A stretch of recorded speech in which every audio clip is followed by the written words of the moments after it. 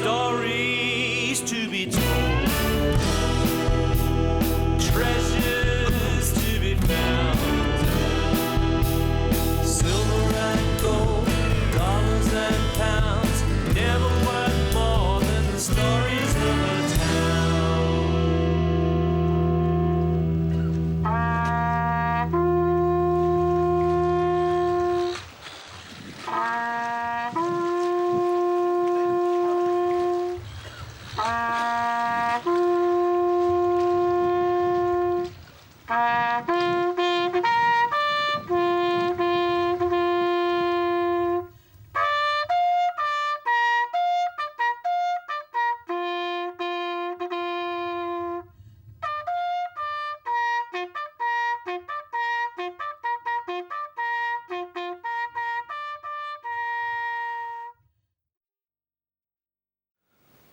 On the 1st of November 1914, with the harbour here glassy smooth, one of the biggest shipping operations in the history of Australia began here at Albany. Over 20,000 Australian troops and 10,000 New Zealand troops had answered the call to defend Britain.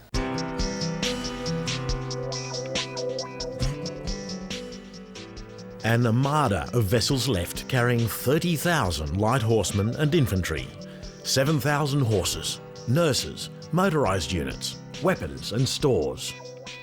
Albany was to be the only place all the Anzacs would gather as one force. For many of those departing that day, this view up the harbour here was to be their last look at the Australian mainland.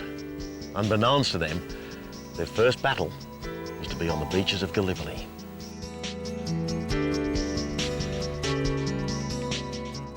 It was a vessel from an entirely different era that had sailed into the harbour 88 years prior to the Anzac fleet to create a settlement.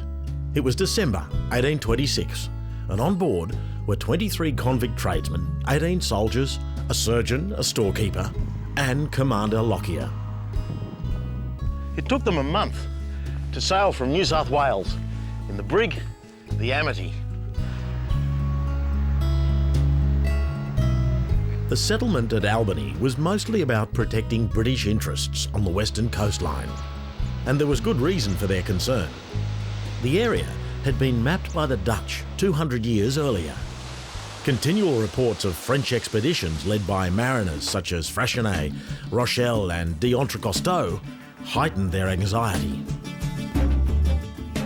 Lockyer and his crew came ashore here, and the first, most important job to do, to raise the Union Jack.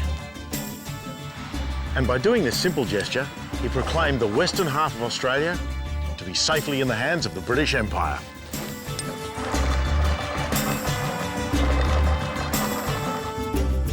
Along with securing the western colony, there was the need to find another location to house the growing convict population in New South Wales. New South Wales management of a colony way over here on the other side of the continent seemed pretty ambitious, so eventually they released control to the newly established Swan River colony at Fremantle. By the mid-1830s, free settlers began to arrive. It was hardly a flood though, and the early days here were a struggle. Eventually, substantial infrastructure did take shape.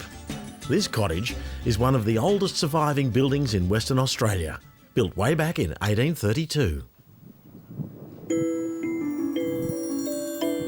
Another industry was also starting to shape the town.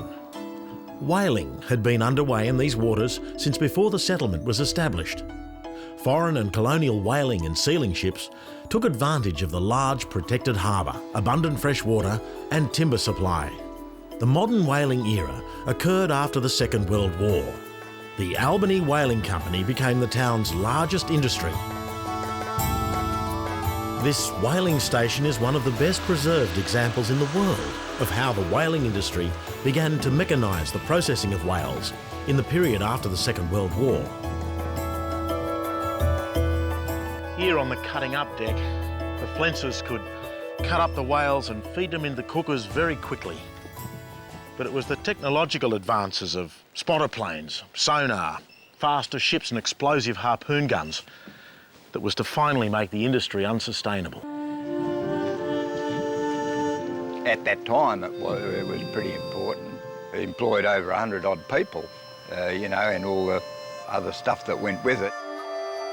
It was basically overnight. You're out of a job, you know. We had a bit of an idea that it was going to happen, but at that time there was a lot of other industries that were closing down too, you know. I think it took over 10 years for Albany to actually recover from it because a lot of blokes left town. Oh, there's still a few of us floating around, but they're getting thinner and thinner all the time, yeah. This was Australia's last whaling station. It closed in 1978. Now people flock here just to see these beautiful creatures in one of the best whale watching venues in the world.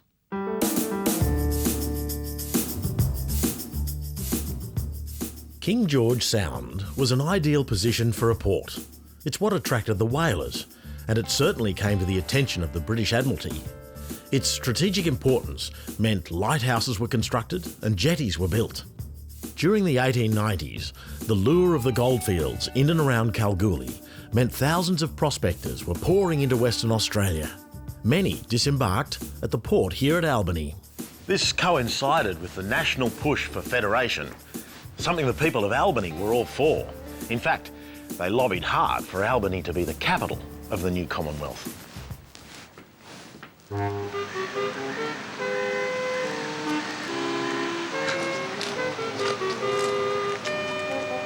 This is the St John's Church in Albany. A young padre by the name of Arthur Ernest White was to etch himself into Australian history here. Padre White arrived here in Albany in 1912 and began ministering throughout the southwest. At the outbreak of World War I, the Padre's congregation was decimated as young men enlisted and left for Europe. So in 1916, he decided to join them, and so began a distinguished career ministering to the wounded and dying at the front line on the battlefields of the Western Front.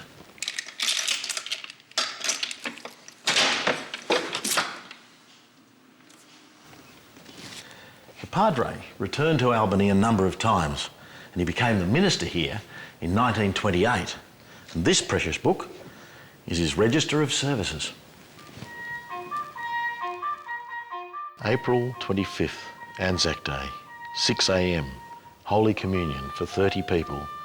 Arthur White was the clergyman. Received £1 3 and threepence. Proceeded to memorial, wreaths laid, collection for deceased soldier fund. First dawn service held in Australia. The following description was recorded of the event.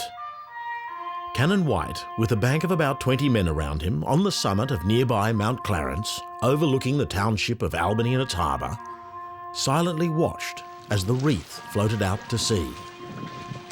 He then quietly recited the words, "As the sun rises and goeth down, we will remember them."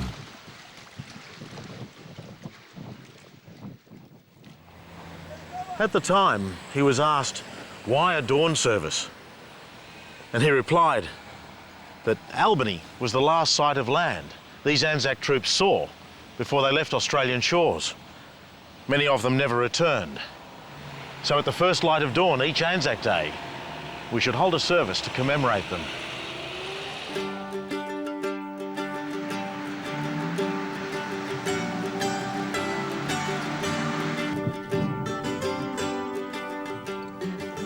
I honestly believe that the first time that the acronym ANZAC was used was here in Albany.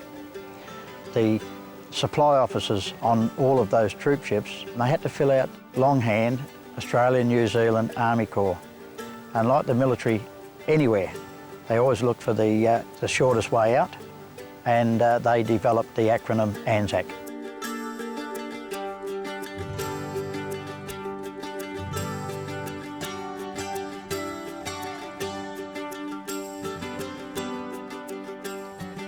Henry Lawson wrote of the town, "Albany will never change much.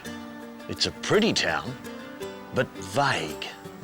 It seems to exist only in a somewhere on the horizon sort of way, and I like it all the better for that.